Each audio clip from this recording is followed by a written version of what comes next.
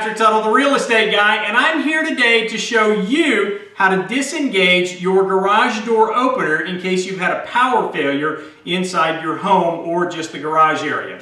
So if you'll notice that I've got a red handle on a rope that's hanging down from the track on my garage door opener. I'm simply going to pull this down. Yours may work to where it disengages altogether. Mine doesn't. It's spring activated. So I'm going to have to pull down and also pull up on the garage door at the same time.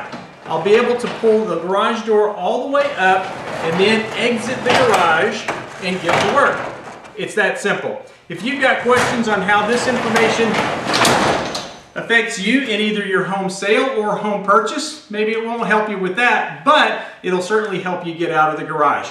So, if I can be of service to you, give me a call, 915-231-9994, or you can get me on the web at patrick@patricktuttle.com. Thanks for watching and make it a great day. Bye-bye.